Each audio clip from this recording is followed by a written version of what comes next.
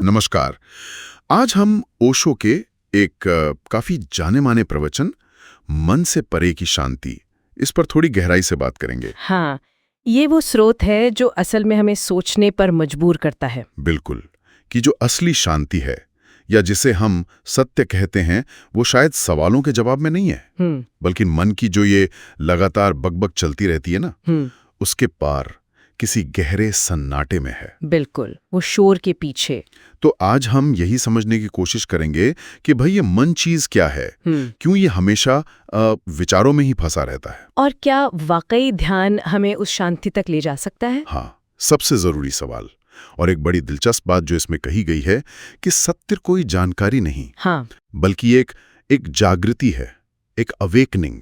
चलिए इसी को थोड़ा खोलते हैं। हाँ, और इसमें जो मुझे सबसे अनोखी बात लगती है वो ये है कि ये स्रोत कहता है कि सत्य को पाने के लिए कुछ खास करना नहीं है, अच्छा, बस शांत होकर होना है। ये बिल्कुल अलग है हमारे आम तरीके से जहाँ हम ज्ञान इकट्ठा करते हैं। ये एक अंदरूनी अनुभव की बात है। इस प्रवचन में मन के लिए एक बड़ी मजेदार उपमा है। हाँ, वो बंदर वाली। हाँ, कि एक ऐसा बंदर जिसने इच्छाओं की शराब पी ली हो और ऊपर से उसे बिच्छू ने काट लिया हो। जरा सोचिए। हाँ, मतलब पूरी तरह बेचैन। बिल्कुल, एक डाल से दूसरी पर कूदता हुआ, कभी टिक कर न बैठने वाला। अब ऐसे शोर में अस्तित्व की वो धीमी आवाज, या जिसे वो ईश्वर की फुसफुसाहट कहते हैं, हाँ, वो कैसे सुनाई देगी? नामुमकिन सा लगता है। और यही वो न करने का सिद्धांत आता है। न करने का, इसका क्या मतलब हुआ? मतलब देखिए, ईश्वर या वो परम सत्य उसे किसी कर्मकांड से, पूजा पाठ से या कोशिश करके नहीं पाया जा सकता। अच्छा, स्रोत कहता है कि जब हम सारी कोशिशें, सारी भागदौड़, महत्वाकांक्षाएं सब छोड़ देते हैं ना, बस एक पल को ठहर जाते हैं, उसी ठहराव में, उसी खालीपन में अचानक से जैसे बिजली कौंधती है, एक एहसास होता है। कैसा एहसास? कि अरे, हम तो कभी अलग थे ही नहीं, हम तो हमेशा से वही थे, बस अपनी ही बनाई दौड़ में ये भूल गए थे।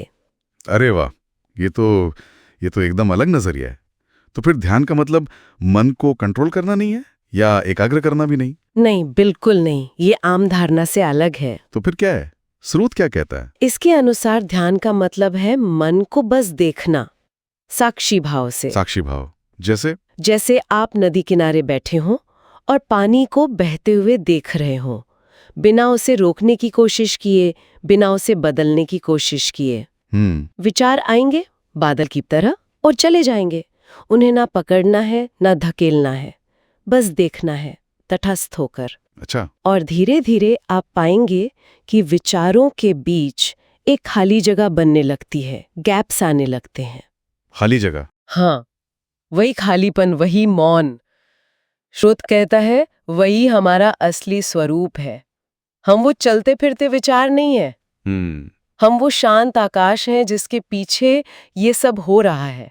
मन तो बस एक औजार है।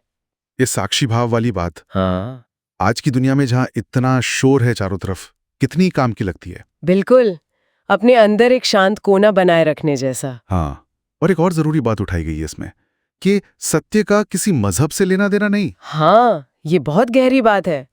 सत्य तो बस सत्य है, न हिंदू, न मुस्लिम, न ईसाई। जो इसे अनुभव कर लेता है वो फिर सारे रास्तों का सम्मान करने लगता है। उसे दिखने लगता है कि नदियां अलग अलग बहती हैं पर सागर तो एक ही है। और इसी गहरे मौन से जब प्रेम पैदा होता है वो भी बिल्कुल अलग होता है। कैसा अलग? मतलब मांग वाला प्रेम नहीं? नहीं, बिल्कुल नहीं।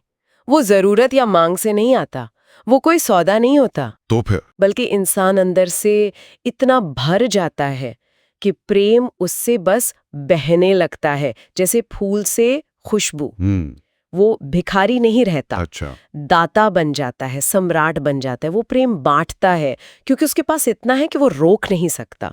ये उसकी सहज अवस्था है। तो अगर हम सार निकालें इन सब बातों का जी, तो संदेश क्या है? यही कि जवाब बाहर मत ढूंढो। हाँ, बिल्कुल। शांत बैठो और सुनो, कानों से नहीं, हाँ अपने पूरे वजूद से। बिल्कुल। ये प्रवचन एक तरह से हमें याद दिलाता है कि शायद हम खोए हुए नहीं हैं, बस सोए हुए हैं। हाँ। और जागृति कहीं दूर नहीं, यहीं है, इसी पल में, मन के शोर के ठीक परे, उस गहरे मौन में।